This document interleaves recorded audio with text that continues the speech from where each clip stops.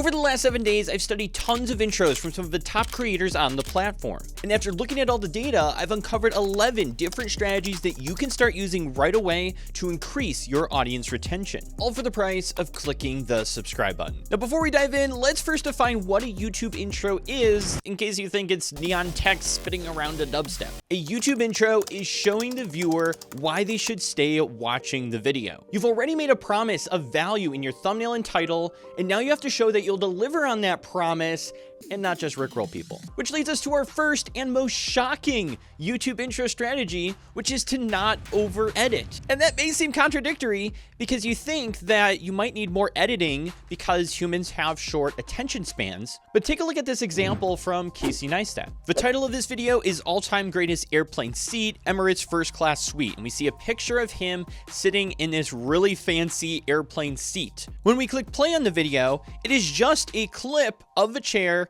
and him walking into the seat, closing the door, and then screaming. And then for the next 15 seconds, we just see him traveling to the airplane and then getting into the seat. The first 10 seconds has zero editing, yet it still works because it immediately meets the viewer's expectations that was set in the thumbnail and title. We're interested in the expensive seat, and we are immediately shown the expensive seat. So don't feel pressured by some of these next strategies if you're not at a level yet where you're really good at editing. Just show the viewer right away what you promised in your title and thumbnail. Now, not only should you meet your viewers' expectations, but you can also exceed your viewers' expectations. Take, for example, Mr. Beast's Squid Game in Real Life video. Even in the first half second of this video, we are already getting our expectations exceeded because we're seeing like a realistic recreation of the statue from the red light, green light game from the show. And then for the rest of the clips in this intro, we are seeing recreations of all the sets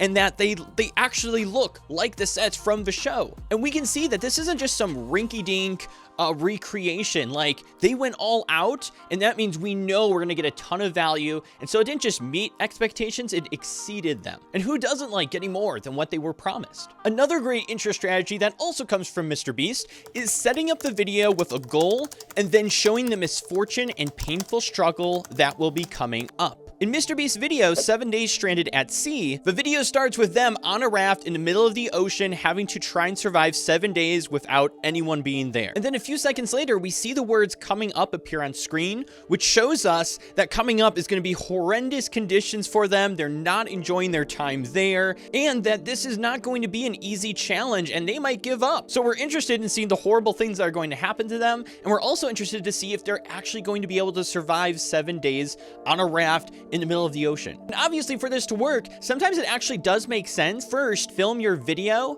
and then film your opening intro, because then you know what's already going to happen and you can kind of hint at some of those bad things that are going to happen in the video. Another similar strategy that I saw was curiosity/suspense in the first 15 seconds that validates the title and thumbnail. Take a look at this video by Graham Stephan titled Kevin O'Leary Reacts to My $10 Million Investment, Shark Tank. So we can already see that Graham Stephan is putting the word Shark Tank in there for the sake that Kevin O'Leary's from Shark Tank wants that crowd to watch this video. And in case you don't know anything about Shark Tank, Kevin O'Leary is kind of like considered a jerk by a lot of people. He's nicknamed Mr. Wonderful, even though he's usually like the hardest on people and calls people out. Like, he doesn't hold back anything. He will tell you your idea is dumb right to your face. So Graham Stephan, knowing this, makes the intro black and white, which is kind of referencing that, hey, coming up, there's going to be these bad comments. And then it shows Kevin O'Leary saying comments that sound like he is destroying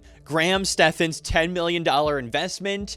And what also is happening too is there's suspenseful music. There's a heartbeat sound effect going on in the background. They'll sell you out in 2 seconds. You will pay a brutal price for that. Never do that. Never. And that's what the audience is already expecting to happen. So they're getting validated on their feelings that Kevin O'Leary is going to destroy this guy. And what's really interesting is out of all the intros I studied, 95% of them had music and sound effects in that opening to help the viewer feel something, whether it be excitement, whether it be suspense. And it's all because music influences people's feelings and can get them hooked into a video. And one of the best places you can get music and sound effects to do this is Epidemic Sound, which is the sponsor of this video. As I'm sure you know, Epidemic Sound is a music subscription site that gives you access to restriction-free music and sound effects that are safe to use anywhere online.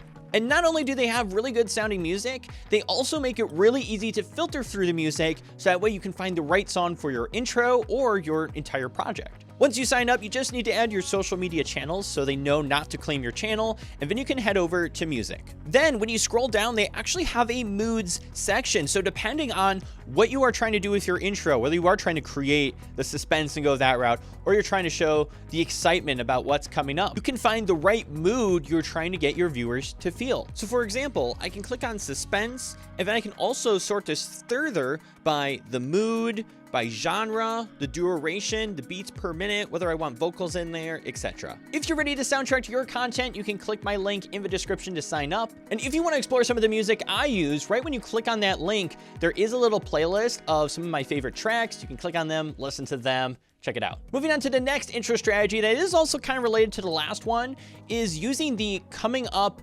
podcast strategy where you're showing a preview of what's coming up in the interview. Take, for example, this video done by Jay Klaus titled Beat the YouTuber Who Solved Shorts, Jenny Hoyo's Interview. This is how it opens. I don't ask if it'll go viral. I can figure out how to make it viral. That is an absurd thing to say. And then the video goes on to introduce who she is and also share some other things that the viewer is going to learn if they stay watching. Just by showing those key moments that the audience is going to be interested in, like if I'm clicking on a video about YouTube Shorts, I want to hear that this person knows how to make anything go viral because that's what I want to do with my shorts. So it instantly hooks me in and makes me want to actually listen to this whole podcast. Even if he does no editing for the rest of it, just having those first 30 seconds showing me what I'm going to learn, why it's important, that's going to allow me to stay watching for longer. Now, moving on to a really simple intro strategy is just showing the value that will be in the video and showing that their pains and problems will be solved. For example, here's a video by Graham Stephan showing how to buy your first rental property step by step. What's up, you guys? It's Graham here. So here's something that everyone wants to know, and that is, how do you buy your first rental property? What do you look for? How much money do you need? Exactly what do you do? How do you know if it's a good investment? How do you smash the like button? And I think the reason this worked is because he lists out all the common questions and problems someone would have with buying their first rental property. So by just saying that in the beginning that he's going to answer all these questions, it lets me know that I'm going to get a lot of value and he's going to be able to walk through each step with me to be able to get this end result. And that video also has zero editing, but just clearly communicated, hey, this is why you as a viewer should stay watching this video. Now let's actually move on to some of the content creation tips related to intros. And some of the things in here are super interesting and things that I am currently failing on. Now we already covered music and sound effects. And like I said, like 95% of the intros that I had watched had music and sound effects in their opening intro. But one of the other content creation techniques is to always visually show what you are talking about. One of my favorite examples of this is Ed from Film Booth. In this video, I got monetized as fast as I could. Here's how. Let's take a listen. So YouTube just emailed me and told me that I'm monetized, which is great because I only started my channel 6 weeks ago. So there's the email they sent me. Here's my watch time. I'm kind of shocked at how well this has worked. I started a new YouTube channel to see how fast I could get monetized and documented the whole process. So in this video, I'm going to show you just how that happened, as well as this. All of these emails are from brands reaching out to do a sponsorship on the channel, which is just bonkers. And what I think makes this intro so good from a visual standpoint is it's kind of like a vlog, like he's taking us along with him and actually showing us that this is happening right now. Like, I am right by my computer screen. Here's the email from YouTube. But then he's also showing this B-roll, but it's not just any B-roll. It's not just from a stock video site. He is filming himself do these tasks as the B-roll. So we're seeing him type on the computer. When he's saying he's getting brand deals, he's not just staring at the camera. He's showing us scrolling through his email, showing all the different brand deals that he's gotten. And again, with the YouTube intros I studied, 95% of them always visually showed what was happening. With Casey, we were instantly visually seeing the chair he's gonna sit in. We didn't see him talk to the camera at a hotel saying, hey guys, I just went on this really expensive chair and I wanna show you this whole process of getting it. No, we are instantly visually shown the chair. When Mr. Beast starts his video, he's instantly visually showing us all the different different things. Never just tell, show. And our next content strategy kind of relates to that, which is making sure your background relates to your video. For example, take a look at this video by Mark Rober on carnival scam science and how to win.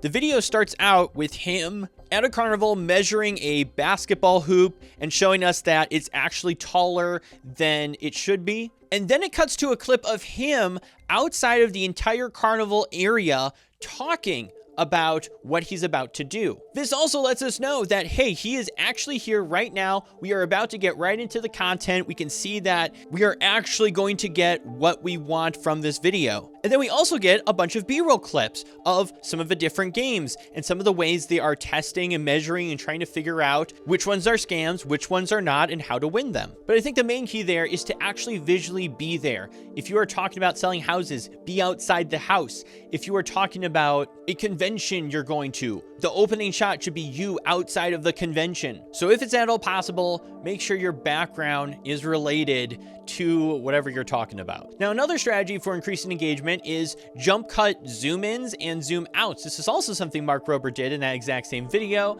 You'll see the camera kind of cut in like a zoom in to him, and then it'll cut back and a zoom out. This is something I've seen Mark Rober do across his videos just to keep viewers engaged. It's just, here's a different camera angle where this is now a little bit more cropped in, and then it zooms right back out. And just having a few of those in there keeps the video from just being stale and just sitting on one camera angle. Even if he is just filming one shot and there's just not a lot going on, it's just a little something you can do to make the video more interesting. Another editing trick is to use captions tactically. One example of this is Mr. Who's the Boss in the video, I bought the smallest tech in the world. In this video, he does use captions, but he doesn't use it for every word. He uses it to emphasize different points that he's making. And I guess you could call it captions. Sometimes it is captions. Sometimes it's just text coming on screen to emphasize a point. And it also just adds interest if someone is hovering over the video in the beginning. They might not have actually clicked on the video yet, and YouTube will auto play it. By having some of that text on screen emphasizing the points you're talking about,